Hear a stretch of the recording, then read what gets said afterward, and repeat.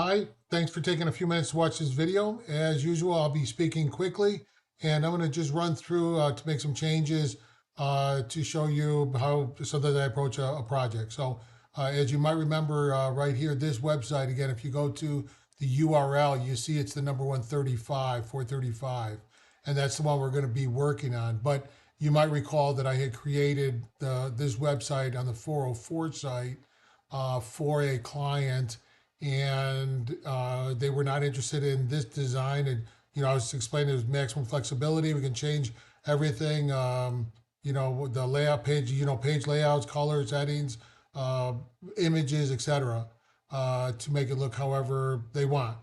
But the person decided that they wanted to look very similar to their current website, which is this website right here. And this particular site is an older theme. It is not mobile ready, and so sometimes you'll have stuff cut off going down the side.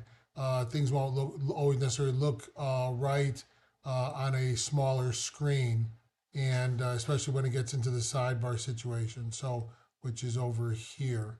So usually it'll display okay. Sometimes it shrinks it down so that it does not. But we're going to try to create something similar to this using the 435 website that I cloned from the 404. And the difference between cloning and migrating makes perfect sense. I had cloned it from a previous site, and I left the other one where it was. Migrating would be moving it to a new domain. I mentioned that because when you create a website, you can create it on a temporary domain such as these, or on a different, more permanent address, but we can migrate it and or clone it. So with that being said, what I wanted to show that's different than backing up. We're going to go ahead and change this. So the person does not want the header at all. Again, I'm going to be bouncing back and forth. This is the header that they have here. So they don't want that. So what I'm going to do is headers are slightly different. Footers are slightly different. So the header and footer are an area called under Beaver Themers under Themer Layouts. And so right now we have a header and a footer one created. I had started to create one for Jim and also under post, but we're going to deactivate both these at this time. And then going to the header area, actually I know what I did. I started to do this. We're going to leave this active and we're going to delete these other ones. So they're not published. They're still there. Probably will never need them again, but they're not showing up on any website. And so what I want to do then is go ahead, let's take a look at what I did. A couple of days ago, maybe a day ago, I started to create a new header for the website. I'm not going to leave it sticky because on this particular site, it scrolls with it. And so I'm going to try to create exactly what he's got. Then the overlay, he doesn't use an overlay. There's no colors over the um, frames or parts of the pages, so I don't need to worry about that. I'm going to have the location on the entire site. And then we'll go ahead and launch Beaver Builder. Just take a second. A lot of data coming over the line. Here we go. Okay, so as you can see, I started to create it, and I kind of wasn't sure exactly how I'm going to do this, get it fixed with, and all that type of stuff. So what I started to do was create this. I'm just going to go ahead and delete this. I don't need it. And you can see again, this is the current site. So it's got a gray background. This is a heading. It looks like a paragraph text. So when I go here again, I'm going to close this 404. This is the 404 because I definitely don't want to start confusing that. My goal was just to leave that and use it as a reference that this at one time existed, and I've got a site if I needed to start building on.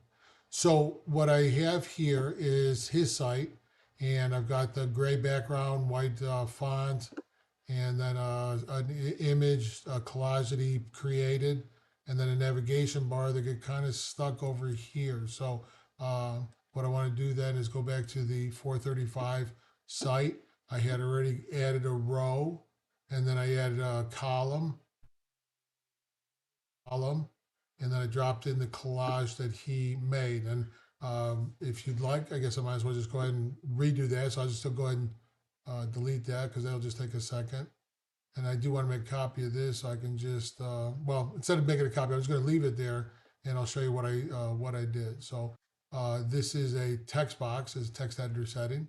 So I went here to plus, went here to text editor, went over here and dropped in a text editor box and copied and pasted this text from the for whatever I was messing around with, and I've created that. So I'm going to leave that there, and that you probably understood that, but if not, it'll make more sense as we move on. It looks like sometimes the it gets a little buggy. It looks like it's added a line. I can see the extra spacing. So I'm going to open that up and take a look at this. So when I click here and I go delete, doesn't move stuff up. But when you go here to the text, you can look. This actually is the code. And I don't know if you know anything about HTML. I don't, but I know a little bit that I can understand that what I see is that this, for some reason, the styling is added an extra. This is a space. It's taking up space. It's adding space here, because that should not be that wide. So I'm going to go ahead and delete that and backspace, and still there on that line. Backspace one more. Hit save, and let's see if that moves it up any. Hopefully it will. And if not, that's okay. I'm going to roll on from there. So hit publish.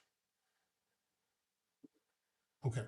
So getting back here, the background is gray. So what I want to do is I have a color, Colorzilla, whatever they call it, thing, an eyedropper. And I'm going to grab the color, which is this gray here. And then I'm going to go back to this here and then make that background that. So I need to get back to my Beaver theme, or I should not have necessarily logged out of that or clicked off of it. So let me go back to I could have gone here, templates, and then header.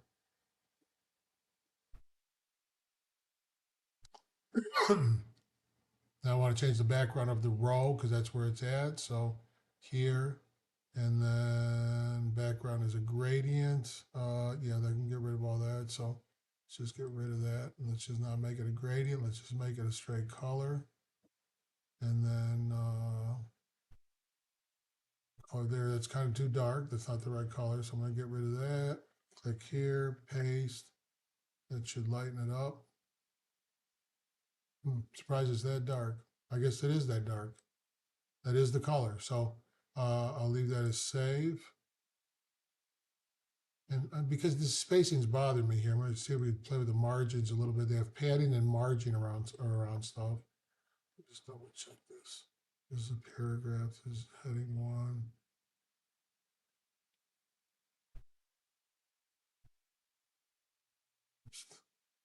Okay, you can see here the space I've got underneath here. It should only be 11. Top is 20. That's really not the issue. It is the bottom part. Hit save, and then I'm going to go to the row settings. Advanced, and top is 15. That's okay. Bottom is 10. So really should be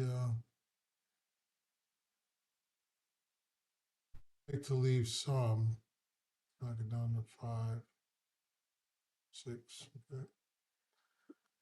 Okay, so I've got that. So that this is pretty much what he's got. So I've got that there, and if he wants it more narrow, let me see here, double check.